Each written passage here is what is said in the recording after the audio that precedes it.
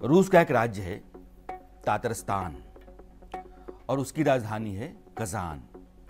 इसी कजान शहर में ब्रिक्स की शिखर बैठक हो रही है। शिखर बैठक का मतलब ये है कि जो शासनाध्यक्ष होते हैं वो बैठ करके चर्चा करते हैं।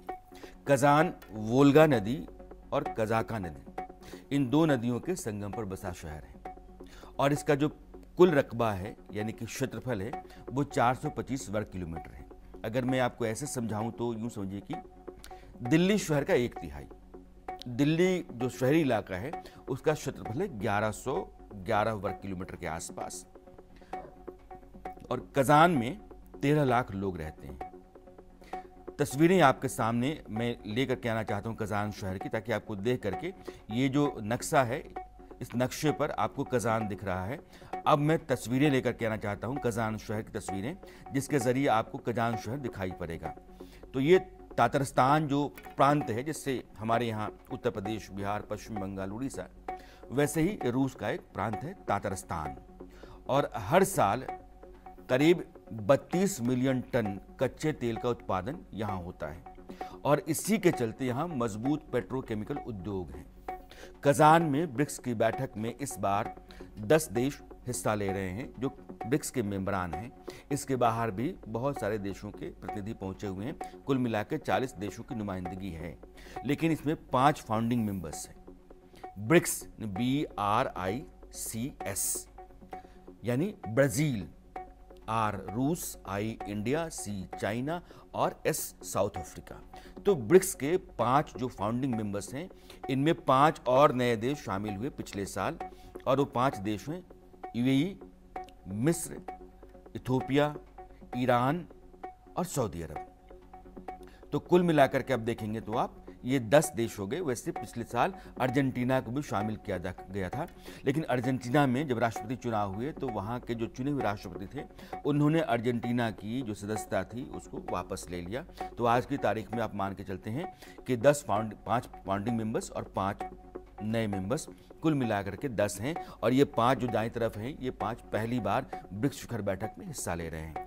लेकिन जैसे ब्राज़ील, तो ब्राज़ील जो मेंबर है उसके लूला दा सिल्वा जो राष्ट्रपति हैं वो गिर गए हैं, तो उनको चोट आई है गर्दन में, सिर में, इसलिए वो हिस्सा नहीं ले रहे हैं। डॉक्टरों ने उनको हिलने डुलने से मना किया है। कजान में जब प्रधानमंत्री नरेंद्र मोदी पहुंचे तो उनका रूस के राष्ट्रपति व्लादिमीर पुतिन ने गर्मजोशी के साथ स्वागत किया। दोनों गले मिले, तस्वीरें आपके सामने हैं और दोनों की बॉडी लैंग्वेज उत्साह और भरोसे से भरे रिश्ते की गवाही दे रही थी। पुतिन के साथ नरेंद्र मोदी की द्विपक्षीय बातचीत यानी कि दोनों देशों के आपसी संबंधों को लेकर के आपसी मुद्दों पर होने वाली बातचीत हुई।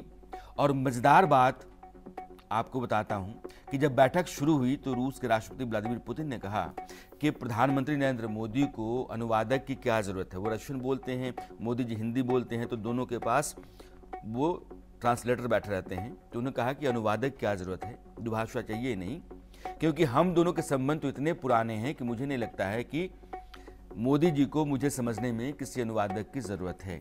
इसके बाद पूरा माहौल ठहाकों से भर गया। अब उस माहौल को आप देखिए।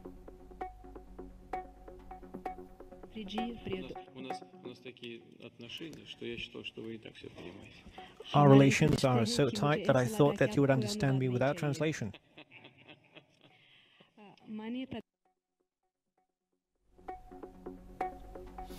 इसके बाद जब दोनों नेताओं की बातचीत शुरू हुई तो प्रधानमंत्री ने पुतिन की मेज़बानी की भरपूर तारीफ की और कजान के साथ भारत के संबंधों का खासा जिक्र किया। प्रधानमंत्री मोदी को सुनिए। मेरे लिए खुशी की बात है कि ब्रिक्स समिट के लिए कजान जैसे खूबसूरत शहर में आने का अवसर मिला है। इस शहर के साथ भारत के गहरे और ऐतिहासिक संबंध रहे हैं। कजान में भारत के नए कॉन्सुलेट के खुलने से ये संबंध और मजबूत होंगे। एक्सेलेंसी, पिछले 3 महीनों में मेरा 2 बार रूस आना हमारे करीबी समन्वय और गहरी मित्रता को दर्शाता है। जुलाई में मॉस्को में हुई हमारी एनुअल समिट से हर क्षेत्र में हमारे सहयोग को बल मिला है। से पिछले एक वर्ष में ब्रिक्स की सफल अध्यक्षता के लिए मैं आपको बधाई देता हूं। 15 वर्षों में ब्रिक्स ने अपनी एक विशेष पहचान बनाई है और अब विश्व के अनेक देश इससे जुड़ना चाहते हैं। कल मैं ब्रिक्स समिट में भाग लेने के लिए उत्सुक हूं। बुधवार को समिट बैठक होगी, शिखर बैठक, यानी कि सभी राष्ट्राध्यक्ष बैठ करके बात करेंगे और क्लोज प्लेनरी पहले हाफ में है, यानी कि बंद कमरे के भीतर शिखर बैठक होगी और ओपन प्लेनरी सेकेंड हाफ में है, यानी खुली बैठक दूसरे हिस्से में होगी। यह जो बातचीत रूस के राष्ट्रपति और भारत के प्रधानमंत्री के बीच हुई, इसमें पुतिन ने प्रधानमंत्री के साथ अपनी नजदीकियों और भारत के साथ रूस के गहरे रिश्तों का जिक्र कर दुनिया में अपनी तरफ से एक साफ मैसेज भेजा।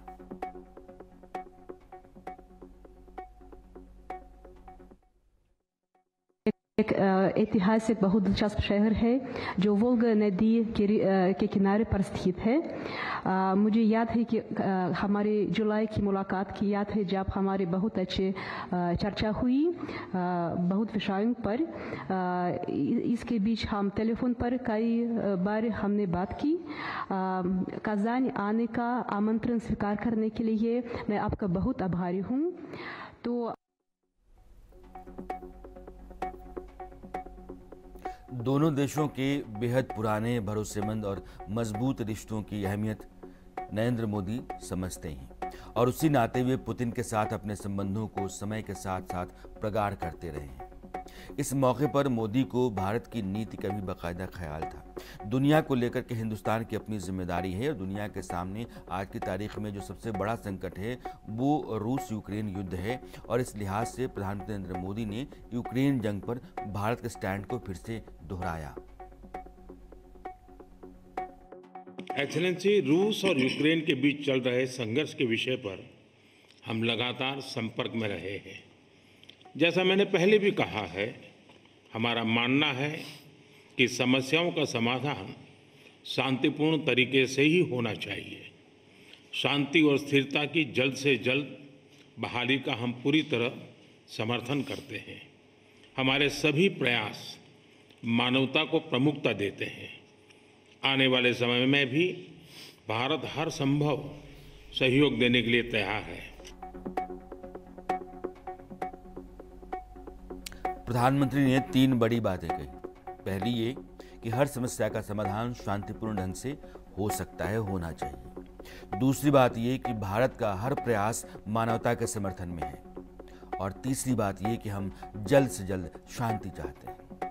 नरेंद्र मोदी की खूबी ये है कि वो इस तरह के बड़े मसलों पर व्लादिमीर पुतिन के सामने अपनी बात रखते हैं और खुले तौर पर रखते हैं। आपको याद होगा कि नरेंद्र मोदी जब जुलाई में 4 महीने पहले रूस गए थे, तब भी उन्होंने पुतिन को सलाह दी थी कि बम, बंदूकों और गोलियों से शांति संभव नहीं है। मैं आपको वह बयान भी सुनाना चाहता हूं ताकि आपको इस बात का अंदाजा हो कि नरेंद्र मोदी दुनिया के इकलौते ऐसे नेता हैं जो व्लादिमीर पुतिन के बहुत विश्वस्त, भरोसेमंद दोस्त होने के बाद भी युद्ध के मामले पर उनको खरी खरी सुनाते हैं। एक्सेलेंसी, मैं जानता हूं कि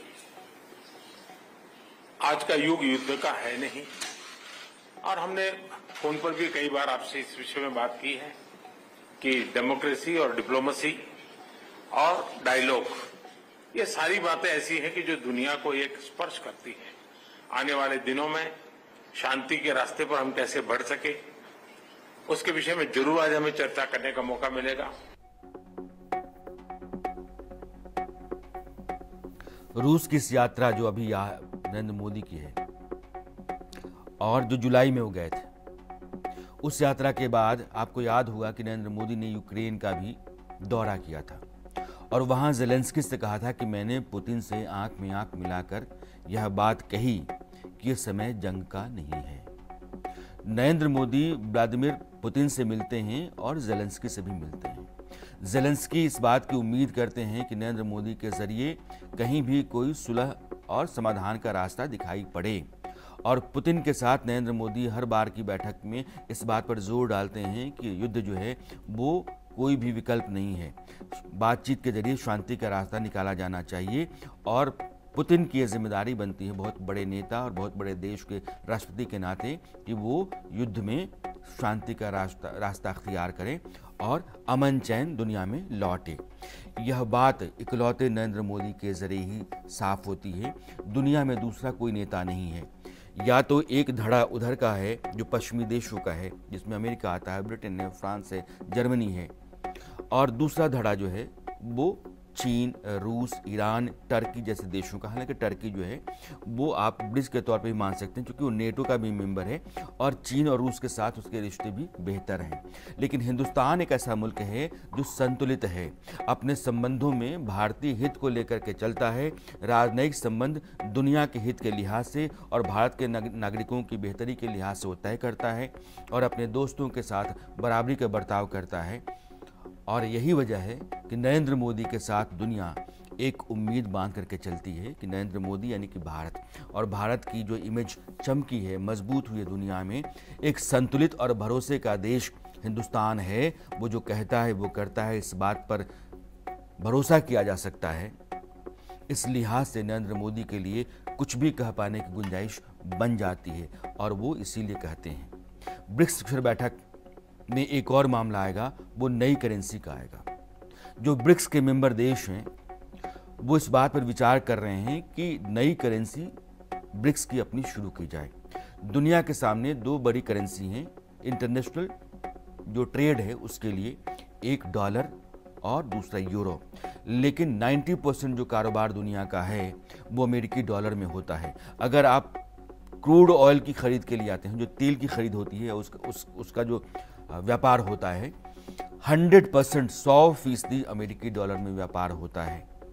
यहाँ रूस और भारत दोनों चाहते हैं, बल्कि चीन भी उसमें शामिल है, क्योंकि चीन भी अमेरिकी जो अर्थव्यवस्था है उसके मुकाबले में एक मजबूत एसोसिएशन चाहता है ताकि एक करेंसी ब्रिक्स की बनाई जाए, तैयार की जाए।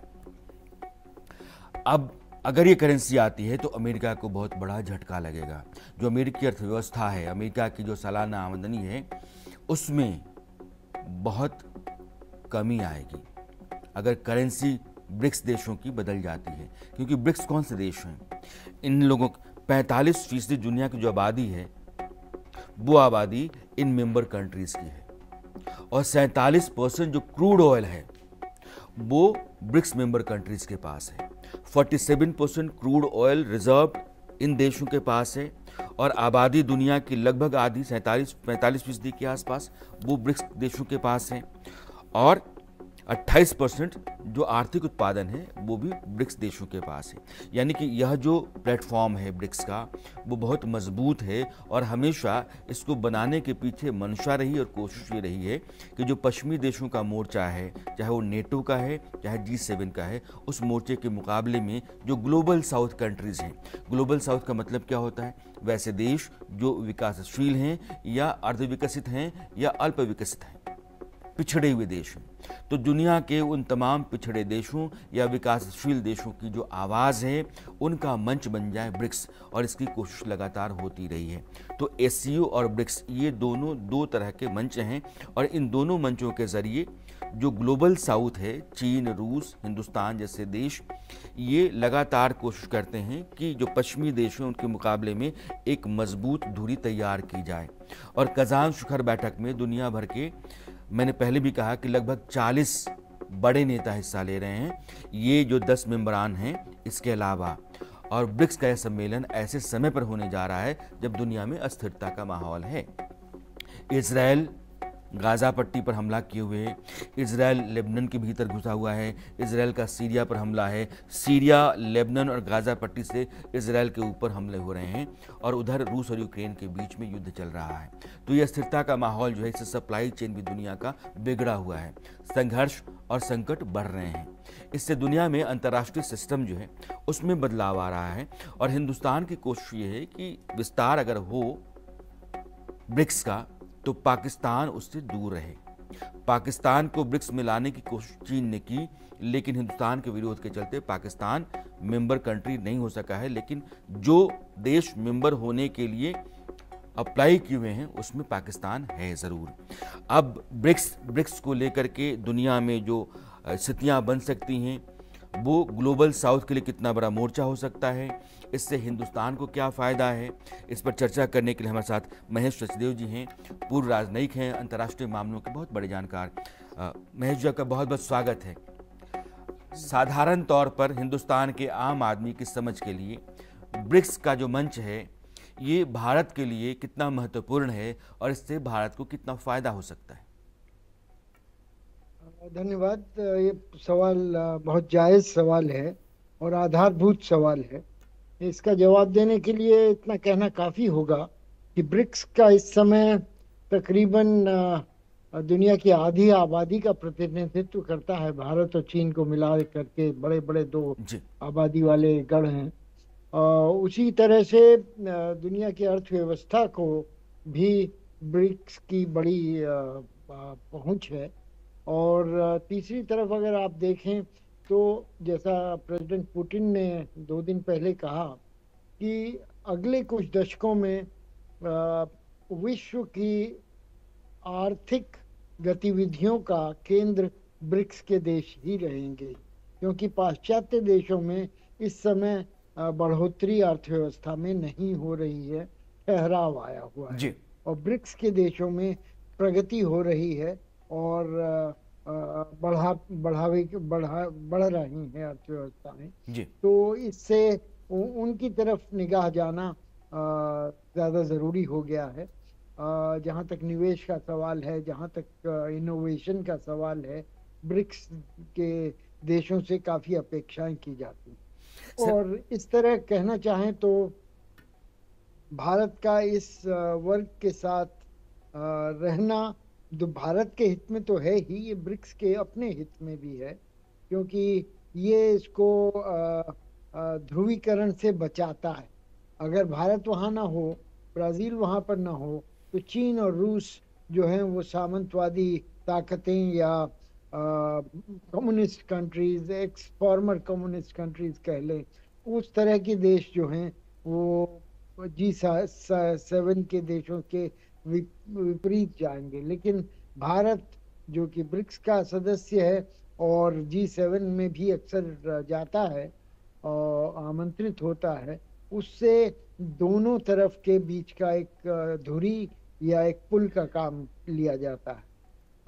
भारत की तरफ से अगर देखें तो भारत के जो सबसे बड़े व्यापार करने वाले देश जो हैं उनमें चीन सबसे बड़ा आता है, चाहे उसके साथ हमारा विरोधाभास है और अन्य सीमा पर या और जगह पर, और रूस उसके बाद चौथे नंबर का सबसे बड़ा भारत का भागीदार है व्यापार में। इसी तरह से हथियारों के लिए रूस पर हमारी गहरी निर्भरता है। जी निर्भरता है। और कहें तो तेल के क्षेत्र में भी यूक्रेन की लड़ाई के बाद से रूस ने सहायता वाले दामों पर यानी रियायत दे करके अपना तेल का मार्केट महेश जी बस 2 मिनट के मैं आपको रोक रहा हूं, मैं अपने दर्शकों को समझाऊं। महेश जी जो कह रहे हैं, हिंदुस्तान आज की तारीख में दुनिया में सबसे बड़ा डिफेंस इंपोर्टर है, यानी कि लड़ाई का जो साजो सामान है उसका सबसे बड़ा आयातक देश है। और हम जितना आयात करते हैं उसके 45% रूस से करते हैं। कभी वो 50% से ज़्यादा हुआ करता था, लेकिन आज की तारीख में अमेरिका और फ्रांस, इन दोनों देशों से भी हम डिफेंस जो इक्विपमेंट्स हैं उनको इंपोर्ट करते हैं। अब भी रूस की जो हिस्सेदारी है वो 45% के आसपास है और रूस से हम तेल भी आयात करते हैं। रूस ने हमें रियायती दाम पर तेल देना शुरू किया। जब से यूक्रेन का युद्ध हुआ उसके ऊपर पश्चिमी देशों ने पाबंदियां ला दी, तो अपने पैसे के लिए, अपनी आमदनी के लिए, अपने रेवेन्यू के लिए रूस ने अपने दोस्ताना देशों के साथ कारोबार बढ़ाया। हिंदुस्तान को उसने तेल इंपोर्ट ज़्यादा किया और हिंदुस्तान ने कम दाम पर ज़्यादा तेल खरीद करके रूस को पैसे दिए ताकि उसकी जो आर्थिक स्थिति है वो लड़खड़ाए नहीं। तो यह एक ऐसा संबंध है जो हिंदुस्तान रूस के साथ बनाए हुए है, भरोसे का पुराना संबंध है। लेकिन नरेंद्र मोदी उसके बावजूद पुतिन को ये कहते हैं कि ये वक्त जो है युद्ध का नहीं है और शांति का रास्ता ही ज़रूरी है दुनिया के लिए, और वो बातचीत के ज़रिए ही आ सकती है। मैं महज से जानना चाहता हूँ, नरेंद्र मोदी इकलौते ऐसे नेता मुझे दिख रहे हैं जो पुतिन के सामने इतनी साफगोई से युद्ध को लेकर के बात करते हैं। वो यूक्रेन भी जाते हैं, वो रूस भी जाते हैं और पुतिन से बार बार कहते हैं कि आप बातचीत के जरिए शांति का रास्ता निकालिए। यह बात मोटे तौर पर कोई भी राजनेता नहीं कह पाया है। कोशिश जरूर हुई है ब्राज़ील और टर्की की तरफ से, लेकिन इतना खुल करके कहने की स्थिति नरेंद्र मोदी की ही बनी है। कारण क्या देखते हैं आप? कई कारण आते हैं। एक तो ये कि जैसी भारत की रूस पर निर्भरता है, उसी तरह से रूस की भी भारत पर निर्भरता है। भारत रूस का सबसे बड़ा तेल का आयातक है। तो अगर भारत किसी और तरफ चला जाएगा तो रूस को जो तकरीबन $60 बिलियन साल के मिल रहे हैं वो नहीं मिलेंगे। इसी तरह से हथियारों का जो निर्यात रूस करता है उसमें तकरीबन आधे हथियार भारत को आते हैं। तो ये भी एक बड़ी निर्भरता रूस के लिए है। और फिर संबंधों के बीच जो बड़ी चीज़ें हैं उनमें साइंस एंड टेक्नोलॉजी है, उसमें रूबल ट्रेड है, उसमें एक ऐतिहासिकता है जिसको कि नकारा नहीं सर, जा मैं आपके पास लौट रहा हूँ। अभी पाकिस्तान से आसिफ अली भट्टी साहब जुड़ गए हैं। आप सीनियर जर्नलिस्ट हैं। और आसिफ साहब, पहले तो आपका स्वागत। आपका शुक्रिया। एससीओ की बैठक अभी पाकिस्तान में ख़त्म हुई है। हिंदुस्तान ने अपने विदेश मंत्री एस जयशंकर को भेजा। हालांकि वहाँ की हुकूमत और नवाज शरीफ साहब ने भी कहा था कि मोदी साहब आते तो बहुत अच्छा होता, दोनों देशों के बीच में रिश्ते बेहतर होने चाहिए। अब ब्रिक्स की बैठक चल रही है कज़ान में, और हिंदुस्तान इस बात पर लगातार आमादा रहा है कि ब्रिक्स की बैठक में, ब्रिक्स के मेंबर कंट्रीज़ में पाकिस्तान की हिस्सेदारी नहीं होनी चाहिए, पाकिस्तान को मेंबरशिप नहीं दी जानी चाहिए। कारण ये है कि पाकिस्तान हिंदुस्तान के खिलाफ लगातार दहशतगर्दी फैलाता रहा है और दुनिया के मंचों पर पाकिस्तान कई तरह की ऐसी गतिविधियों में शामिल दिखता है जो उस फोरम के लिए अच्छा नहीं है।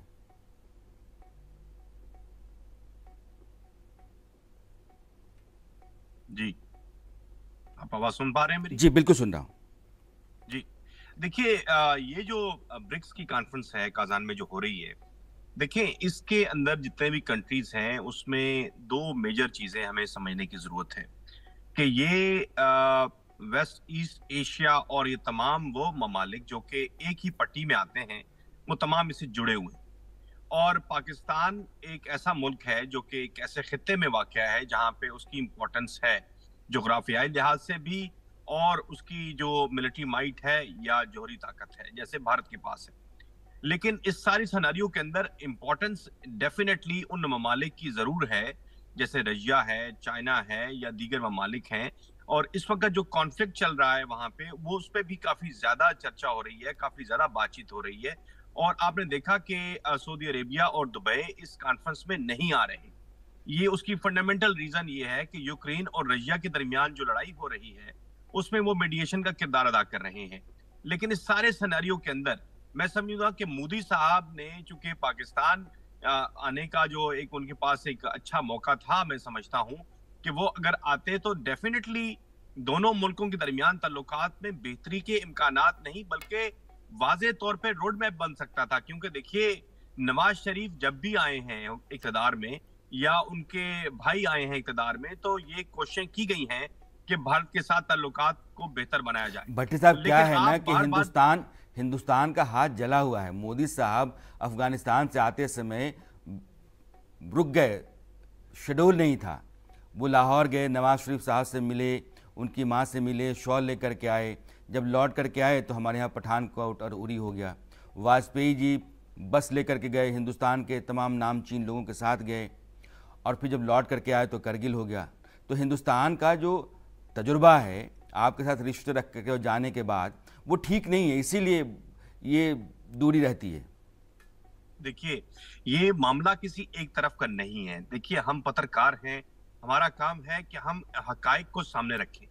हमारे सामने हकाइक वो मौजूद हैं जहां पर दोनों मुल्क एक दूसरे की तरफ बुरी सोच शायद रखते होंगे, लेकिन वो उस सतह पे नहीं है जहां पे सियासी लोग गुफ्तगू करते हैं या जर्नलिस्ट जब मिलते हैं। मैं खुद इंडिया के पहली दफा पाकिस्तान का कोई चैनल जो है उसने इंडियन इलेक्शंस कवर किए थे, and I was the one of them, जिसने 2004 में आपके पूरे भारत के देश में जो वाजपेयी और सोनिया जी के दरमियान एक मुकाबला था, उसको मैंने कवर किया था। इशू ये है कि इस सारी सूरत हाल में मुख्तलिफ लोगों से मुलाकातें हुई, यूनिवर्सिटी के तलबा से मुलाकातें हुई, तो एक अच्छा जेस्चर पाया जाता है दोनों मुल्कों के दरमियान। हमसाये भी हैं और माँ जाए भी हैं, लेकिन इशू ये है कि ये जो कॉन्फ्लिक्ट पैदा होता है, ये ताकतवर दोनों तरफ जो ताकत के मंबे हैं, जिनके पास सारी ताकत है, ये वहां से स्टार्ट होता है। आप मुझे बताइए, आजकल कश्मीर के जो मुद्दे के ऊपर बात क्यों नहीं हो रही? क्यों वहां पे एक्सकलेशन नहीं हो रही? बॉर्डर के ऊपर इन्फिल्ट्रेशन क्यों नहीं हो रही दोनों तरफ से? क्यों बम्बारमेंट नहीं हो रही? क्यों रोजाना हमारे पास खबरें नहीं आती कि फायरिंग के वाकये में इतने अफराद जो है वो जान से चले गए? उसकी रीजन ये है कि दोनों जब अपने अपने मामलात में बिजी हो जाते हैं, दोनों ताकतवर जब अपनी अपनी सियासत में बिजी हो जाते हैं दोनों तरफ, तो फिर उन्हें ये भूल जाता है कि भट्टी साहब, मुझे लगता है कि हिंदुस्तान की खबर तो आपको होती होगी, तब बड़े पत्रकार हैं आप, 2004 से आपने यहाँ कवर किया है। जून से लेकर के और जम्मू कश्मीर, हमारे यहाँ जब तक चुनाव नहीं हुए तब तक आतंकवादी वारदात होती रहीं। अभी 2 रोज़ पहले गांदरबल में बेकसूरों को मार दिया गया। इतनी ज़्यादा हैं कि हमने सर्च ऑपरेशन ही चलाया, हमने उसी के ख़िलाफ़ मुहिम चलाई है। पूरे जम्मू कश्मीर में आप देखेंगे तो अलग इलाकों में सर्च ऑपरेशंस चल रहे हैं। हमारी फोर्सेस लगातार टेररिस्ट को ढूंढ रही हैं।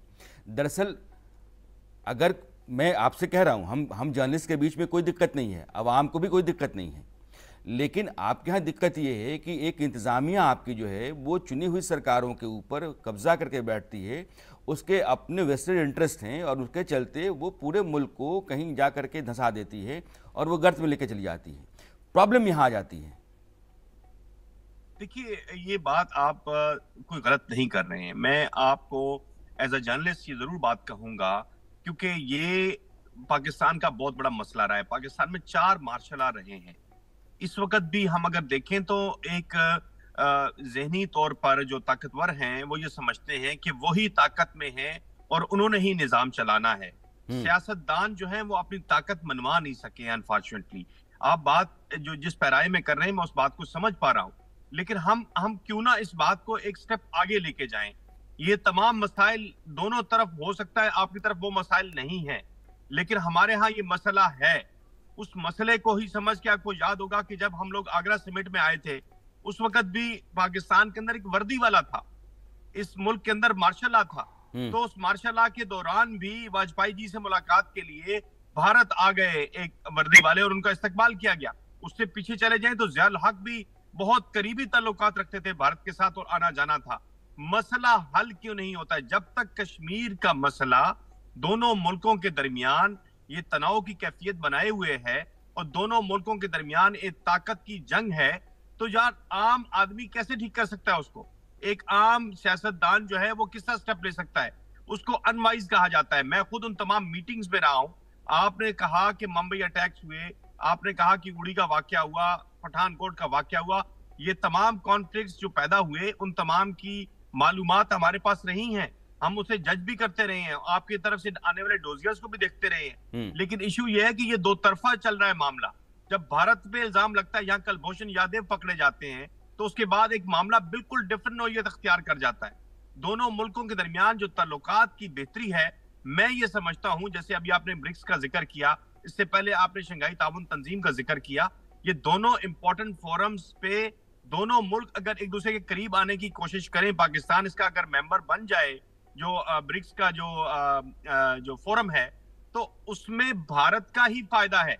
देखिए, दोनों मुल्क जब तक कॉन्फ्लिक्ट में रहेंगे, ये बात हमें समझनी चाहिए, जब हमसाये अच्छे नहीं होते हैं या हमसायों पे कोई आरोप लगता है या हमसायों की तरफ से शिकायत आती हैं, तो जब तक आपके मामलात हमसाये से ठीक नहीं होते, आपके हालात घर के ठीक नहीं हो सकते हैं। तो ये दोनों मुल्क जो हैं एक बेहतरीन रास्ता अख्तियार कर सकते हैं, वो ये है कि अगर आप समझते हैं कि दोनों मुल्क भट्टी साहब, सियासत, दो बातें हैं। हिंदुस्तान की हुकूमत ने ये बार बार कहा है कि कश्मीर, चूँकि कश्मीर जो रियासत है उस रियासत का विलय हिंदुस्तान के साथ हुआ, वो पूरे जम्मू कश्मीर का हुआ, जो हिस्सा पाकिस्तान के पास रह गया है, सवाल वहाँ आकर के खड़ा होता है, मसला जो है वहाँ खड़ा होता है। मैं जम्मू कश्मीर के हवाले से बोल रहा हूँ। लेकिन आप ये सोचिए कि जिनको हिंदुस्तान ने कहा कि टेररिस्ट हैं, छोड़ दीजिए, यूनाइटेड नेशंस कहता है कि आतंकवादी हैं, और वो आपके यहाँ रहते हैं, जो आतंकवादी दहशतगर्द संगठन हैं उनको वहाँ पनाह मिलती है, तो जाहिर है कि हिंदुस्तान उस रिश्ते को कैसे आगे बढ़ाएगा। यकीन का माहौल तो बनना चाहिए, भरोसे का माहौल तो बनना चाहिए। भरोसे का माहौल बनाने के लिए आप FATF की ग्रे लिस्ट में क्यों रहते हैं? आपको खुद सोचना चाहिए, आप तो बहुत बड़े जर्नलिस्ट हैं। अब तो बाहर आ चुके हैं, उससे बाहर आ चुके बड़ी मुश्किल से आते हैं ना आप, फिर चले जाते हैं। तो आप उस मुश्किल से बाहर आने के लिए हिंदुस्तान के भीतर एक अलग तरह का मोर्चा खोल देते हैं, और वो द रेसिस्टेंस फ्रंट करके TRF हो जाता है। वो लश्कर तैयबा का ही भी जम्मू कश्मीर में काम करता है। लेकिन इस तरीके से फर्जीवाड़े के जरिए, जुगाड़ के जरिए अपनी इमेज को दुनिया भर में ठीक करने की बजाय अगर वहाँ चीज़ें ठीक कर दिया जाए, हिंदुस्तान की तरह तरक्की और बेहतरी के रास्ते और पाकिस्तान चलने लगे, टकराव की गुंजाइश खत्म हो जाएगी। लेकिन ऐसा होता नहीं है। ये बहुत सही बात है। मैं आपको इस बात का, मैंने पहले भी आपसे कहा, आपके चैनल के जरिए मैं बात कहूंगा कि देखें, पाकिस्तान हो या भारत हो या कोई भी, देखें अभी रशिया और यूक्रेन का कॉन्फ्लिक्ट चल रहा है, क्या हम इसको किस नजर से देखेंगे? क्या अचानक से वहां मुज़ाकरात शुरू हो सकते हैं? कई मुल्क कोशिश कर रहे हैं, सऊदी अरेबिया कोशिश कर रहा है, दुबई कोशिश कर रहा है, इवन भारत, मोदी सरकार, मोदी साहब ने भी ये बात कही थी लास्ट टाइम जब वो गए थे रशिया और यूक्रेन। उन्होंने आज तो भी ये जी मैं वही अर्ज कर रहा हूँ कि देखिए, मामलात तब तक नहीं हल होते जब तक उनको सियासी प्लेटफॉर्म पर नहीं लाया जाता है। पाकिस्तान में बदकिस्मती है, मैं उस मीटिंग का खमियाजा भुगत चुका हूं डॉन लीक्स की सूरत में, जिसकी सुर्खी थी कि लीव दिस पैथ और फेस द आइसोलेशन। यानी कि जो हमारे यहाँ एक रेटरिक है जिसकी आप भी जिक्र कर रहे हैं कि हम पैट्रोनाइज करना या उनकी सपोर्ट करना या किसी तरीके से उनको कहीं से जो है वो हलाशेरी देना, ये बंद करें ताकि अमन का रास्ता अख्तियार हो सके और पाकिस्तान आइसोलेशन से बाहर आ सके। ये आसिफ अली भट्टी साहब पाकिस्तान के जर्नलिस्ट हैं, लेकिन मैं आपको जानता हूं, और जो कुछ भी कह रहे हैं बहुत ईमानदारी से कह रहे हैं, दिल से कह रहे हैं, और ये पाकिस्तान के अवाम को नहीं, पाकिस्तान के हुक्मरान को सुनना चाहिए। और भट्टी साहब, बहुत बहुत शुक्रिया आपका जुड़ने के लिए। समय अब इजाज़त नहीं दे रहा है। और महेश वसुदेव साहब, सर आपने विस्तार से बताया मेरे दर्शकों को कि इस फोरम का मतलब क्या है हिंदुस्तान के लिए, ये कितनी बड़ी ताकत है और यहाँ से कितनी गुंजाइश हिंदुस्तान की खातिर बनती है। आप दोनों का बहुत बहुत शुक्रिया जुड़ने के लिए।